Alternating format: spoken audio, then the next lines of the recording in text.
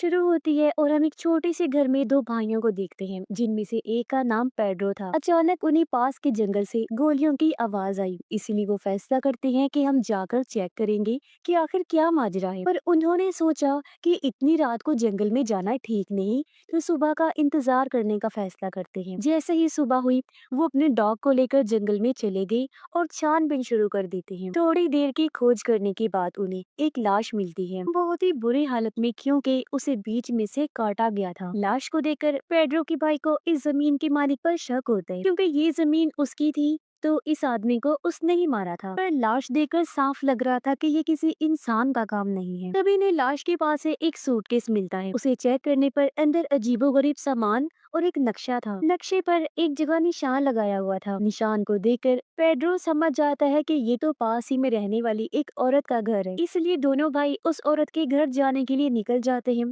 ताकि इस पूरे हादसे के बारे में जान सकें और ये भी कि ये मरने वाला आदमी कौन था। औरत के घर पहुंचकर जब इन्होंने पूछा तो पता चला कि वो आदमी दरअसल एक क्लीनर था, जिसे वैसे तो आमतौर पर प्रीस्ट कहते हैं, पर मूवी में उसे क्लीनर कहा गया है, जो इवल यानी कोई बुरी ताकत जैसे डीमन, शैतान वगैरह भगाने का काम करती। औरत कहती है कि मैंने उस क्लीनर को इसलिए अपने घर बुलाया था ताकि वो मेरे बेटे को खत्म कर सके, क्योंकि मेरा बेटा पिछले काफी टाइम से एक रॉटन बन चुका है, यानी उसका जिस्म पूरी तरह सड़ चुका है। दरअसल उसे एक इवल स्पिरिट, किसी बुरी ताकत जैसे कि डीमन वगैरह ने पोजेस्ट कर लिया था, यानी अपने कंट्रोल में कर लिया था। इस वजह से उसका जिस्म काफी मोटा हो गया था, तो ऐसा जिस्म रॉटन बन जाता है जो बस बिस्तर पर ही पड़ा रहता है और उसमें से पस निकलती रहती है, क्योंकि शैतान के कंट्रोल में आने से वो आदमी कुछ करने के काबिल नहीं रहता। और इवल शैतान उस इंसान को तब तक कर पाता रहता है जब तक कोई क्लीनर या कोई और इंसान उसे मार ना दे। पर अगर कोई दूसरा इंसान इस रोटन को खत्म करता है, तो वो इवल आत्मा उस मारने वाले इंसान और उसके आसपास जितने भी लोग होते हैं, उसकी फैमिली वगैरह, उन्हें भी पोजेस्ट कर लेता है। तब गुस्से में पेड्रो उस औरत यानी रोटन की माँ से पूछता है कि तुमने इसके बारे में अभी तक किसी को क्यों नहीं बताया। जवाब में औरत कहती है कि मैंने 1 साल पहले इसकी खबर चर्च में कर दी थी और बस तभी से हम मदद का आज तक इंतजार कर रहे हैं, पर किसी ने हमारे लिए कुछ नहीं किया। लेकिन फिर भी पेड्रो औरत और उसकी दूसरी बेटी पर गुस्सा करता है, पर क्योंकि वो खुद भी तो कुछ कर नहीं सकते थे, इसलिए दोनों भाई पुलिस को इसके बारे में बताने के लिए पुलिस स्टेशन आ जाते। पर उल्टा पुलिस उनसे ही सवाल जवाब शुरू कर देती है। बातों ही बातों में पेड्रो की एक ऑफिसर से बहस हो जाती है, तब उसका भाई पेड्रो को रोकता है। पुलिस वाले कहते हैं कि हम फिलहाल आपकी कोई मदद नहीं कर सकते, पहले हम हेल्थ डिपार्टमेंट से इस बात को कंफर्म करेंगे कि वो रोटन है या ऐसी किसी बीमारी की वजह से उसका ये हाल हुआ, और उस मरने वाले इंसान यानी क्लीनर को किसने मारा ये भी तभी पता चल पाएगा। उससे पहले हम कुछ नहीं कर सकते। दोनों भाई यहाँ जमीन के मालिक का नाम लेते हैं, क्योंकि क्लीनर की लाश उसकी जमीन से ही मिली थी और रोटन का जहाँ घर था वो भी उसकी जमीन ही। पर पुलिस तो उनकी मदद करने को तैयार ही नहीं थी और उनके हाथ बस मायूसी ही लगती है, इसीलिए वो खुद ही जमीन के मालिक से जा मिलते हैं, उसे रोटन और क्लीनर की लाश के बारे में बताते। अब यहाँ जमीन के मालिक की बातों से हमें पता चलता है कि हर कोई उस पर शक क्यों करता है। दरअसल वो रोटन और उसकी फैमिली जबरदस्ती इस मालिक की जमीन पर रह रही थी, जो बात उसे बिल्कुल पसंद नहीं, जिससे सबको ये लगता है कि जमीन के मालिक ने ही उस क्लीनर को मार दिया ताकि वो रोटन के घर जा ना पाए और रोटन इसी हालत में रही। पर वो जमीन का मालिक नहीं कोई और ही है जो इस सब के पीछे था, जो नहीं चाहता था कि क्लीनर रोटन के घर पहुंचे और उसे मार दिया। पर जमीन के मालिक को रोटन वाली बातों पर यकीन नहीं था। उसे लग रहा था कि ये कोई साजिश है ताकि मुझसे मेरी जमीन छीन ली जाए। अब इस बात से गुस्सा होकर जमीन का मालिक रात को रोटन को मारने के लिए चला जाता है, पर रोटन की माँ उसे ऐसा करने से मना करती है, क्योंकि वो क्लीनर नहीं है, आम आदमी है। तो अगर उसने रोटन को मार दिया तो इवल जमीन के मालिक और रोटन की फैमिली को भी अपने कब्जे में ले लेगा और उन्हें भी ऐसे ही तड़पाएगा, क्योंकि रोटन के अंदर जो इवल आत्मा है वो लोगों के डर के साथ खेलती है, उनके डर को उन्हीं लोगों के खिलाफ इस्तेमाल करके उन्हें अपने कंट्रोल में करती है। अब जब जमीन का मालिक उसे मारने गया तो वो भी उसे मारने के लिए उकसाता है ताकि वो आजाद हो सके। रोटन के अंदर का इवल उसे कहता है कि मार दो मुझे ताकि मैं बाद में तुम्हारी वाइफ के पेट में पल रहे बच्चे और सबको मार सकूं और अपने कब्जे में कर लूं। लेकिन यहाँ बड़ी मुश्किल से जमीन का मालिक खुद को कंट्रोल करता है और बाहर आकर अपनी गाड़ी में बैठ जाता है। सुबह जमीन के मालिक की माँ पेड्रो और उसके भाई को लेकर यहाँ आ गई थी, पर जमीन का मालिक ये ठान चुका था कि वो रोटन के जिस्म को यहाँ से कहीं दूर ले जाएगा, जिसके लिए वो पेड्रो और उसके भाई की मदद मांगता है और वो दोनों भी राजी हो जाते हैं। इसलिए अब वो तीनों जैसे तैसे रोटन की लाश को ट्रक में रखते हैं और उसे ठिकाने लगाने के लिए निकल पड़ते हैं। काफी दूर आने के बाद वो रोटन को फेंकने के लिए ट्रक से नीचे उतर गई और जब उन्होंने पीछे चेक किया तो ये देखकर उनकी होश उड़ गई कि ट्रक में तो रोटन का जिस्म है ही नहीं, जिससे वो समझ गई कि बीच रास्ते में एक बच्चा आ गया था। उसे बचाने के लिए जब हमने जोर से ब्रेक लगाई तो तब रोटन वहीं कहीं गिर गया होगा। अब जैसे भी हुआ, जमीन का मालिक तो यही चाहता था कि उसके जिस्म को ठिकाने लगा दिया जाए और अब वो काम होते ही वो तीनों अपने घर आ जाते हैं। सुबह जमीन के मालिक की वाइफ अपनी बकरियों को देखकर चिल्लाने लगती है। उसकी आवाज सुनकर वो बाहर आया, तब उसकी वाइफ बकरियों की तरफ इशारा करके एक अजीब बकरी दिखाती है जो उल्टी सीधी हरकतें कर रही थी और उसे ऐसे करते हुए जमीन के मालिक ने भी नोटिस कर लिया था। उसे देखने से साफ लग रहा था जैसे उसे शैतान ने पोजेस्ट कर लिया है, जो देखकर जमीन का मालिक बकरी पर गन तान लेता है और बकरी के हाव भाव देखने से लग रहा था जैसे उसके अंदर का इवल कह रहा है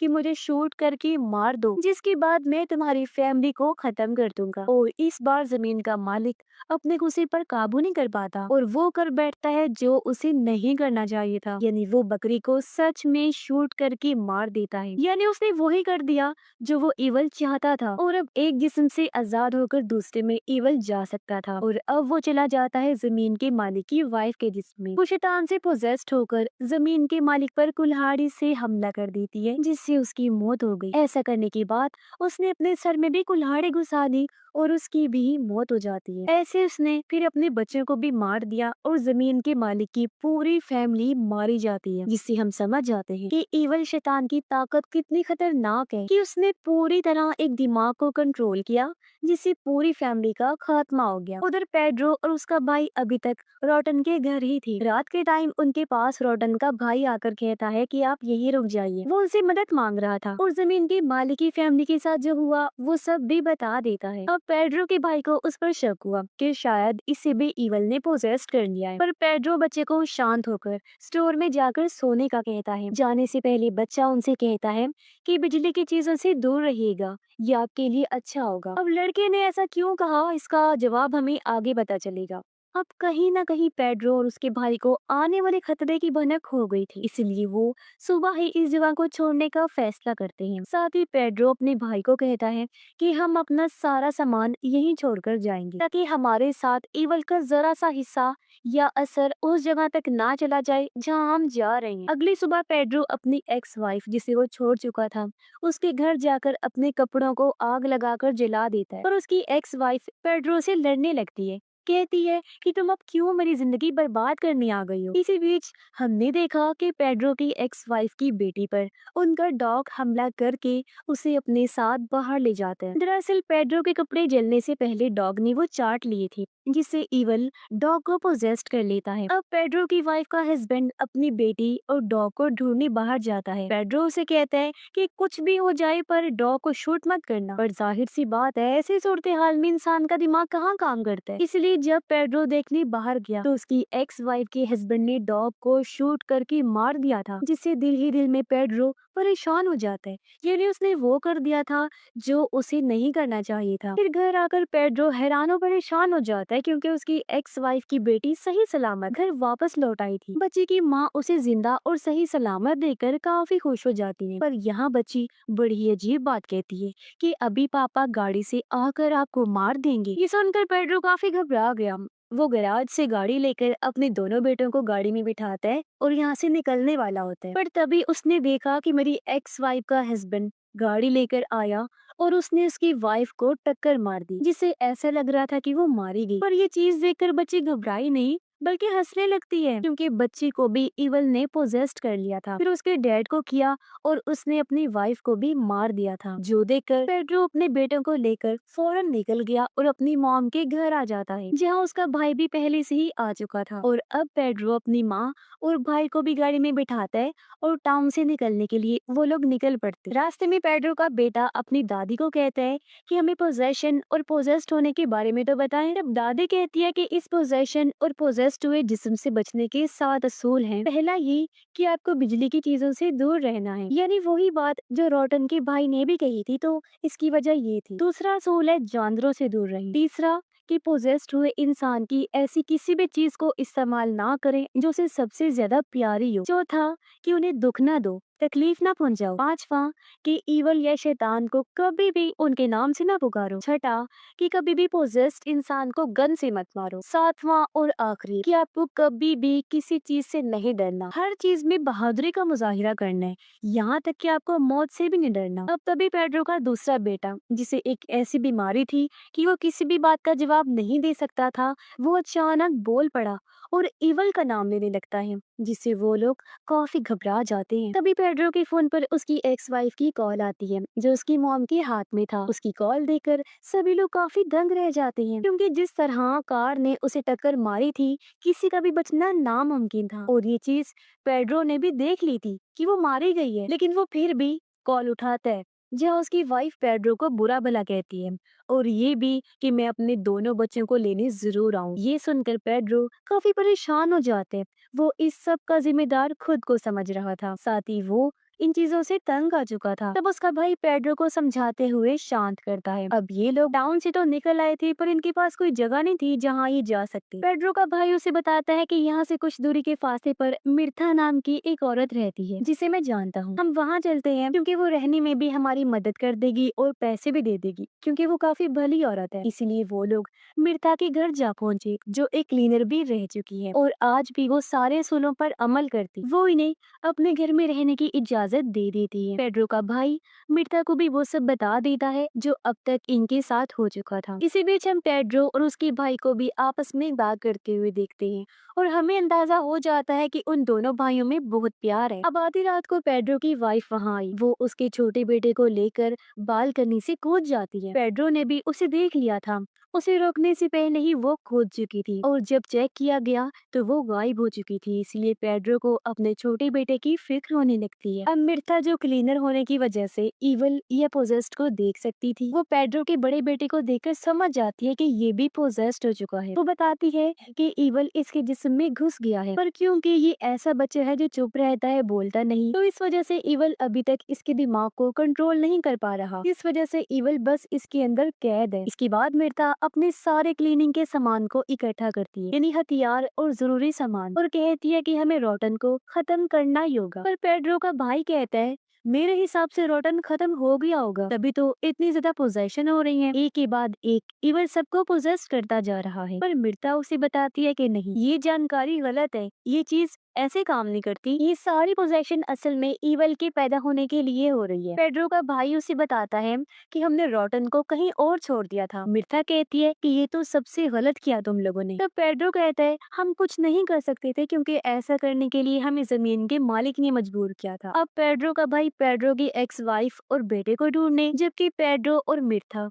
रोटन को ढूंढने के लिए निकल जाते हैं। अब उनका ये सफर काफी मुश्किल होने वाला था, क्योंकि ईवल की पोजेशन पूरे टाउन में फैल गई, जिसके साथ ही इनको सारे असूलों को भी मानना है। यहाँ मिर्था बताती है कि हम जिस भी चीज से डरेंगे, ईवल उसी चीज को हमारे खिलाफ इस्तेमाल करके उसी चीज से हमारा सामना करवाएगा। इसीलिए तुम्हारी एक्स वाइफ तुम्हारे बेटे को उठाकर लेगी, क्योंकि तुम उसी की वजह से डर रहे। अब रास्ते में मिर्था पेड्रो को अपनी कहानी बताती है कि मेरे हस्बैंड एक लालची इंसान, वो चर्च के नाम पर लोगों के साथ फ्रॉड किया करते थे। वो एक्ट्रेस को अपने काम के लिए हायर करके उनसे रोटन और ईवल की एक्टिंग करवाया करती थी। पर इसी बीच एक दिन असली पोजेस्ड वहाँ पर आ गया, जिसके बाद वो सुधर गई और उन्होंने क्लीनिंग शुरू कर दी, क्योंकि उनका पोजेशन ईवल और रोटन पर यकीन बन गया था कि वो होते हैं, और उन्हें डर भी लगने लगा था। फिर एक दिन मेरे हस्बैंड क्लीनिंग करने गए, पर लौटकर कभी वापस नहीं आए। और हाँ, आप ईवल या पोजेस्ड इंसान से दूर भी जा सकते हैं, इतना दूर कि आपको खुद भी पता ना हो कि आप कहाँ आ गए, जैसे कि मैंने किया।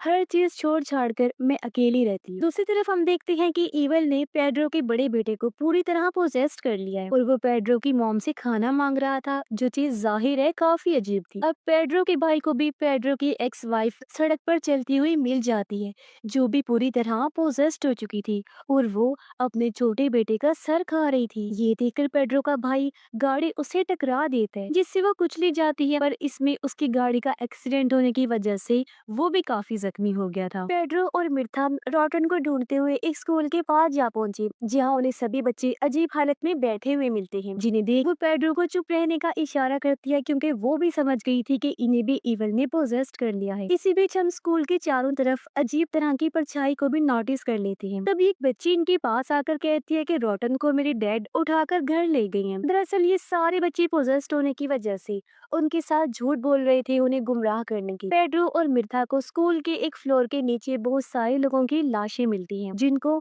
इन बच्चों ने ही मारकर यहाँ छुपा दिया था, और इनके नीचे रॉटन छुपा हुआ था। अब मिर्था अपना क्लीनिंग का सामान वहाँ पर सेटअप करती है और पेड्रो को कहती है कि वो नीचे से रॉटन को बाहर निकाले। जब पेड्रो उसे निकालने वाला था तो इवल खुद को बचाने के लिए पेड्रो का दिमाग कंट्रोल करने लगता है, और तो और उन बच्चों ने चालाकी से पेड्रो को कमरे में बंद कर दिया था। और जब पेड्रो बाहर झांक कर देखता है तो सब बच्चों ने मिर्था को मार दिया था, जो उसकी लाश को घसीट कर ले जा रहे थे। ये देख पेड्रो को गुस्सा आ गया।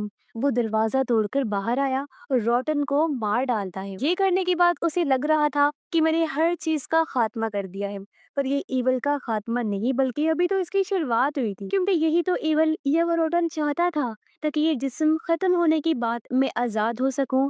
और अब उसका काम हो चुका था, और अब ईवल पूरी तरह अपने रूप में पैदा होकर पेड्रो के सर पर हाथ फेरता है, क्योंकि इसने ही तो पैदा होने में उसकी मदद की थी। और अब ईवल पैदा होकर बाहर की दुनिया में तबाही मचाने के लिए चला जाता है, जहाँ वो और भी लोगों को पोजेस्ट कर देगा। और पेड्रो घर वापस आ जाता है, जहाँ दोनों भाई एक दूसरे के गले से लगकर दुख से रोने लगते हैं, क्योंकि वो समझ गए थे कि हमने हालांकि इतनी कोशिश की, पर हम कुछ भी नहीं कर सकते अब, या कहीं कि उन्होंने अपनी हार पूरी तरह कबूल कर ली थी। और अब अगर ये इस जगह को छोड़कर जाएं भी तो कोई फायदा नहीं होगा, क्योंकि अब ये पोजेशन पूरे टाउन से फैलता फैलता शहर में भी फैल जाएगा, जो तेजी से इन्फेक्शन की तरह फैलने वाला था, जिससे वो लोग चाह कर भी छुटकारा हासिल नहीं कर सकती। तभी उनको याद आया कि हमने रॉटन के छोटे भाई को स्टोर में छुपाया था। पेड्रो उससे बात करता है तब वो बताता है कि एक आवाज ने मुझे कहा था कि मैं उस क्लीनर को मारकर खा जाऊं, जिन्हें जिस आदमी की लाश इनको मिली थी उसे इसने इन्हीं रॉटन के भाई ने मारा था। आगे वो कहता है,